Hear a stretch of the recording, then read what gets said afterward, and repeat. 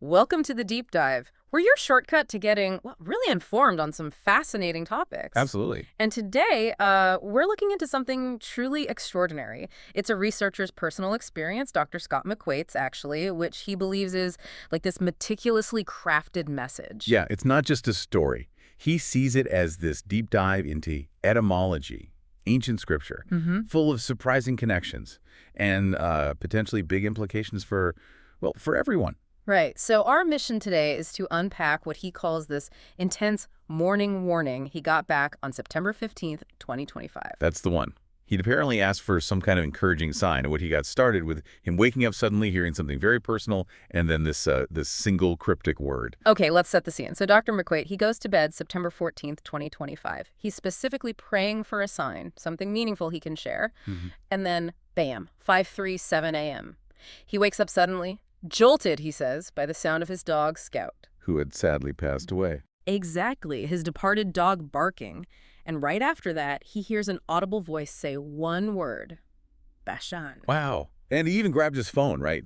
Got a screenshot showing 5:38 a.m. just to kind of timestamp the whole event. Yeah, proof of the moment, he felt. So you've got this mix, the really personal, emotional thing with the dog, the precise time, and then this ancient biblical word. It's quite a setup. Definitely. So the big question is, how could all these things possibly be connected? I mean, a bark, a time, a word. Well, that's what Dr. McQuate set out to decode.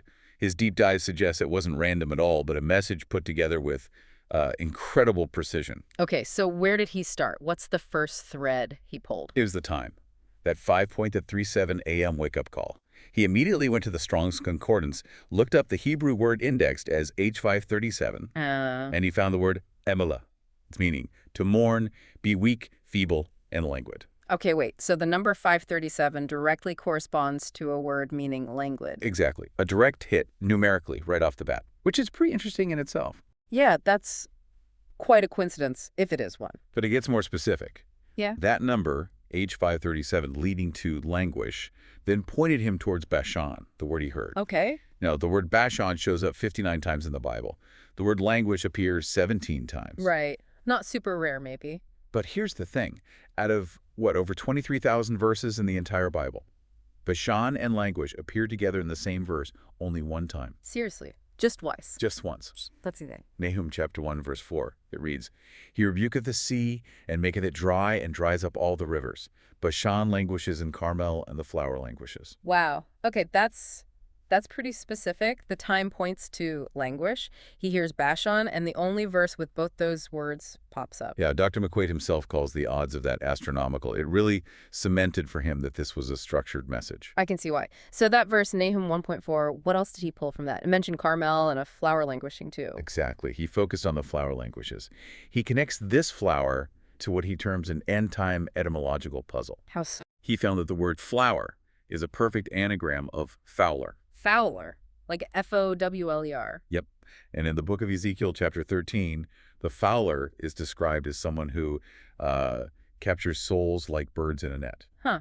So the languishing flower isn't just a plant, it's linked to this entity, this fowler, who traps souls. That's his interpretation. It suggests the languishing is tied to a specific kind of spiritual captivity or affliction. And going back to the original Hebrew word, amela, H537, you said it also meant mourning. Yes, mourn, be weak, feeble, languid. But it also carries connotations of being lovesick or to pine. Lovesick. So it's not just weakness. There's a deep emotional element here, like yearning or loss. Precisely. A really deep emotional pain associated with this languishing state. Okay. So mourning, pining. How does he develop that? Well, the mourning aspect of Amela leads him to verses like Zechariah 12.10 and Jeremiah 6.26. These talk about mourning for an only son. An only son. And Dr. McQuate connects this to the figure often called the destroyer in biblical prophecy, sometimes linked to Nibiru or wormwood. He interprets this destroyer as the son or son Esau, who was pierced. Esau. Okay. So mourning for this pierced son figure. Right. And then he brings in this principle, as above, so below. He argues that if there's this celestial mourning for an only son, it reflects something happening here on earth, specifically that actual sons have been taken. Taken? Like how? He connects it to a warning in Isaiah 47, verse 9. It's addressed to a woman, a queen figure, who practices witchcraft. And the warning is severe. She'll face the loss of children and widowhood. A queen practicing witchcraft, losing her children. Who does he identify this queen as? For him, it's clearly Jezebel, the figure known as the queen or whore of Babylon from the book of Revelation, chapters 17 and 18. She faces judgment, he says, because of her sorceries. Sorceries. Wait, what does that mean in this context? I know Revelation mentions it. It does. Revelation 18.23 uses the Greek word pharmakeia, often translated as witchcraft or sorcery. But Dr. McQuate argues it points to something much more specific. Which is? The creation of DNA. Wow, okay. How does he get there? He uses his method of rightly dividing ancient words. He looks at the Aramaic word for deceived, which is doea.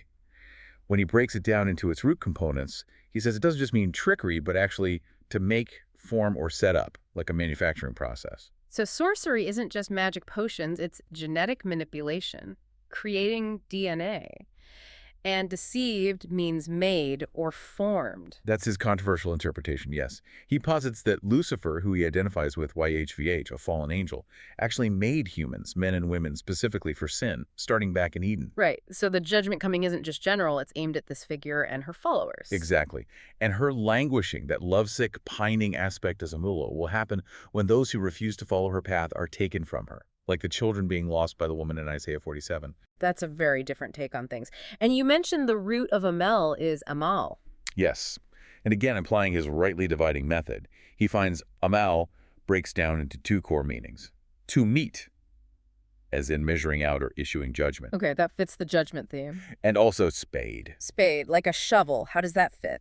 This is where it takes another really provocative turn. He traces the word spade back etymologically to Old Norse, specifically the word span, which he says means chip.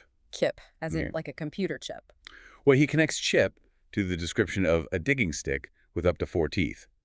And he interprets this as a direct symbolic reference to the COVID vaccine and its subsequent boosters. Wait, he's connecting an ancient Hebrew root through Old Norse to the COVID vaccine. Yes, it's a highly speculative part of his theory. He suggests that after a future event, which he calls the Rapture, a narrative about a global pandemic might be used as a pretext. A pretext for what? To enforce mandatory chipping, using the disappearance of people during the Rapture as justification for needing to track everyone, perhaps for medical care or, control. Quite a leap, linking languish and judgment ultimately to a future scenario involving chipping. It's one of the more controversial points. But he ties it all back by saying the judgment makes the fowler languish. He sees this whole chain involving DNA manipulation, deception, and potential chipping as part of this unlawful manipulation of the code of DNA. Like rewriting the code. Exactly. He compares it to lying scribes, twisting the words of the Bible, and even points out the phonetic similarity. Languish sounds a bit like language. It's all connected in his view. What goes around comes around, essentially. Okay, that's a dense segment. Let's pause there. We've gone from 5.300 AM to languish, to Nahum the fowler, mourning sorcery is DNA creation, and even a potential link to chipping. It covers a lot of ground based on his specific interpretive methods. So, now let's circle back. The whole thing started with him hearing the word Bashan. What did his deeper dive reveal about that word? Right. He promised a closer look. He notes that the Strong's Concordance entry for Bashan, H3316, lists its derivation as uncertain. And for him, uncertain means? It's a green light, a signal, he believes, to go beyond Hebrew and look into cuneiform, the ancient Sumerian and Akkadian script. Okay, cuneiform, what did he find there? Using his rightly dividing approach on Bashan, he breaks it into the cuneiform logograms Ba and San. And significantly, San can also be read as Nin. Ba and San, or Nin. Got it. Hold on to those. Exactly. Now, he makes another fascinating connection, this time back to that verse in Zechariah 12.10, which mentions the Spirit of grace being poured out on Jerusalem. Okay, the Spirit of grace. How does that relate? He interprets the word grace, the Greek charis, based on its most ancient roots, as meaning shiny, illuminated, round, high objects. Shiny, round, high objects. Yes. And then spirit, in the ancient Paleo-Hebrew pictographs, he says, was often depicted as a kind of domed saucer. So, Spirit of grace literally means domed saucers that are shiny and high up. That's his interpretation. He translates Spirit of grace literally as saucers, which he also connects to the bowls mentioned in the book of Revelation, the ones that pour out judgment. So these saucers or bowls are agents of judgment. Yes. He links them directly to the fourth horseman of Revelation, chapter 6, verse 8, the one who brings death and hell. And this judgment connects back to Jerusalem. It does. He points to Luke 21, verses 21-22, where Jesus warns that when Jerusalem is surrounded by armies, those are the days of vengeance. Vengeance. Didn't Nahum mention that too? Exactly. Remember, Nahum chapter 1, the same book where Bashan languishes appears, explicitly states its theme is God's vengeance against Nineveh. It uses the word vengeance 3 times right at the start. Okay, so vengeance on Nineveh in Nahum, vengeance related to Jerusalem in Luke. How does Dr. McQuate reconcile these? He makes another bold claim. Nineveh and Jerusalem, in this context, represent the same entity. They are symbols for the same woman, that queen, whore, and witch figure we discussed earlier. So the wrath, the vengeance, is directed at her, whether she's symbolized by Nineveh or Jerusalem. That's his argument. And the reason for this wrath, he maintains, is her creation of sin, which he specifically defines as sex and procreation reliant on the uterus. The uterus. How does he connect that etymologically? He looks at the word abomination, specifically the Greek betalugma. He interprets its root meaning as the funnel-shaped bowl that holds the seed of the drill plow. A metaphor, he says, for the uterus. So the abomination of desolation mentioned in Daniel. He sees desolation there as a synonym for barren, specifically referring to a barren uterus. He even adds, as a side note, that the geographical shape of modern Israel is sometimes compared to a unicornate uterus. Okay, that's quite specific. And he goes even deeper into the word Jerusalem itself. He breaks it down into what he sees as its constituent cuneiform logograms. Jerusalem. All right, what do those mean? GE means girl. RU, which is related to DU, means to make, mold, erect, cast, raise, set up. Else means uterus or woman. And EM, related to TUMU, means to plunder, capture. So putting that all together, Jerusalem means... The literal translation is the girl who makes, molds, erects, casts, raises, and sets up by the woman's uterus to plunder and capture. Wow. That strongly echoes the fowler idea, the women capturing souls in Ezekiel. Exactly. He sees it as direct confirmation. Mm-hmm. You remember that word for deceived, doye. He points out it contains the logogram DU, meaning to make, mold, erect, mirroring the RU in his Jerusalem breakdown. It all points back, for him, to this female figure involved in a manufacturing process right from Genesis. This is intricate stuff, linking Nineveh, Jerusalem, Babylon, this queen figure, all through these etymological threads. It is. And he notes how the whole book of Nahum, chapters 1-3, describes Nineveh's total destruction and her witchcrafts, mirroring Revelation's judgment on Babylon. And the speed of the judgment. He connects that too. Revelation 18 mentions Babylon's judgment happening in 1 hour. Isaiah 47 says the judgment on the woman comes in a moment. He sees these as parallel descriptions. Okay, so let's get back to Nineveh's identity. He linked Jerusalem and Nineveh. What about Nineveh itself, based on cuneiform? You mentioned Basanin from Bashan. Right. That logogram NIN is key. In cuneiform, NIN means proprietress, fearsome lady, and queen. The queen, again, fits his theory about the queen of Babylon. Precisely. And then the second part of Nineveh, Eva, he finds this is a known variant of Eve, or Chava, in Hebrew. So Nineveh is literally Queen Eve. That's his conclusion. Another reference, he says, to the one who caused mankind to lose paradise initially, the original woman involved in the transgression. And he brings up Adam's role here. Yes, citing 1 Timothy 2.14. And Adam was not deceived, but the woman being deceived was in the transgression. This verse is crucial for his understanding. It seems to place the primary responsibility on Eve. It does. And this leads him to a very significant reinterpretation of the next verse, 1 Timothy 2.15. Traditionally, it reads something like, "She shall be saved in childbearing, if they continue in faith." Right, often taken to mean women find salvation through motherhood and living faithfully. But Dr. McQuate focuses on the Greek preposition ia, translated as in. He argues that in this context, ia actually means from or through. Saved from childbearing, or through it in a different sense. Saved from it is his interpretation. He reads it as saved from childbearing by living a life of faith and charity and holiness with sobriety. He takes sobriety here to mean chastity, being celibate. So salvation for women isn't in childbearing, but from it, through a life of faith and celibacy. That's his reading. It completely flips the common understanding and ties back into his view of procreation being linked to the original sin.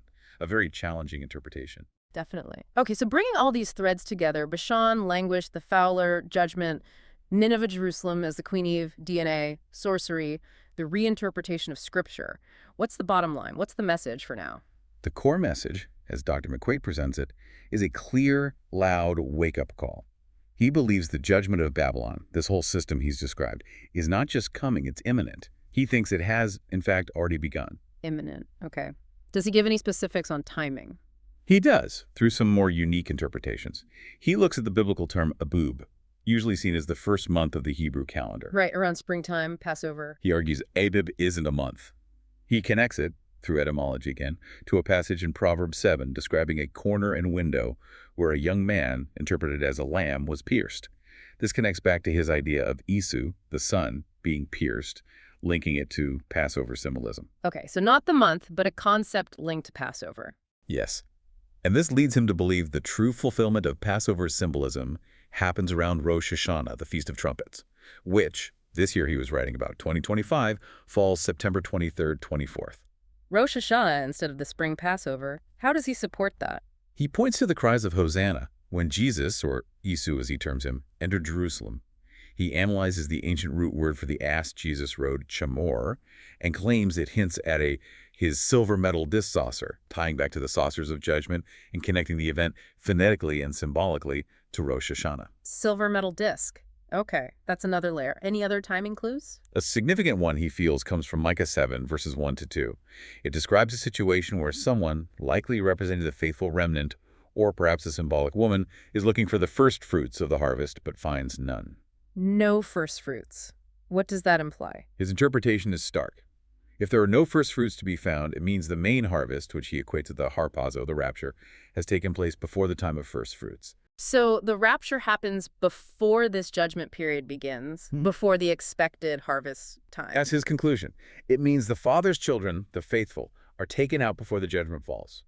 They are the first fruits already gathered. And the timing of that taking away, the rapture itself. He connects it back to Isaiah 47.9, where the judgment on the woman comes in a moment. The Hebrew word used there is riga. Riga. And that means? It literally means in the twinkling of an eye. Wow, that's the exact phrase used in 1 Corinthians 15 to describe the transformation, the resurrection, and rapture event. Precisely. 1 Corinthians 15.51-52 says we'll be changed in a moment, in the twinkling of an eye at the last trump. He sees Riga in Isaiah as direct confirmation that this transformation, this rapture, happens instantaneously right before the judgment described. And the last Trump, any connection there? He makes a contemporary connection, perhaps controversially, to President Trump. But more significantly, he links it directly to the Feast of Trumpets, Rosh Hashanah, which is also traditionally known as the Day of Judgment. The Feast of Trumpets, September 23rd, 24th that year. Yes. And he specifically noted that in 2025, Israel was planning, apparently for the first time, to broadcast the ceremonial blowing of the shofar, the trumpet, live worldwide. He saw this as highly significant. Okay, so all these correlations are building towards this imminent event around the Feast of Trumpets. But what about the dog? Scout's bark. How did that finally get resolved? Right, the very start of the message, Dr. McQuate was puzzled. Why would his beloved deceased dog bark at that specific moment? He felt it had to mean something profound. He needed to understand the why behind the bark itself. Exactly. So he looked again at Nahum, the prophet who delivered the message about Bashan languishing. Nahum is described with the term Elkoshite. Elkoshite, what does that mean? He initially hesitated to analyze it, maybe felt it was pushing too far, but he reasoned that the father, understanding his deep love for Scout, wouldn't use that bark lightly. It must be integral. A sign of deep personal care from the divine. That's how he framed it. So he applied his cuneiform analysis to Elkoshite. He broke it down into its logograms, IL, KU, and shit. ILKU, Estishtite. And their meanings. Baal, he found, signifies an exclamation of joy or exuberance, often associated with something high or divine. KU means animal noise, such as barking. KU means barking. Seriously. According to his cuneiform interpretation, yes. And shit, in this ancient context, literally means dog. No way. So Elkoshite, the description of the prophet Nahum, translates literally as an exclamation of joy or exuberance from on high from a barking dog. That's unbelievable. It connects directly back to Scout's bark at the very beginning. Absolutely. Dr. McQuate calls it the final confirmation, the etymological icing on the end-time cake. The astronomical odds of finding that precise meaning, linking the prophet's description to the very sound that woke him up. He sees it as undeniable proof of the message's divine origin and profound personal nature, a sign of love woven into the warning. What an absolutely incredible journey we've just followed. From, like you said, a dog's bark at 5:37 a.m., hearing Bashan, and then unfolding layer after layer of meaning through etymology, scripture, all pointing to this complex message about judgment, transformation, and timing. It really is remarkable how he connects these seemingly completely random elements, the time, the word, the dog, specific verses, ancient languages, into this coherent, albeit highly unconventional narrative. The precision he finds is pretty staggering. Yeah, the astronomical odds he mentioned keep coming up. It shows how, at least through his interpretive lens, everything seems deeply interconnected. Exactly. And this deep dive has really walked us through a message that speaks of, well, pretty heavy things, judgment, deception, but also this idea of rescue and transformation, all delivered with this incredibly personal touch. It definitely leaves you thinking. So for you listening, as you mull over everything we've unpacked today, maybe consider this. What are the unusual signs, the maybe overlooked coincidences, the deeply personal moments in your own life? That's a good point. Could there be larger messages trying to get through in ways we don't expect, in these really intimate, specific details? Yeah. What might you be overlooking that's trying to get your attention? Definitely something to think about.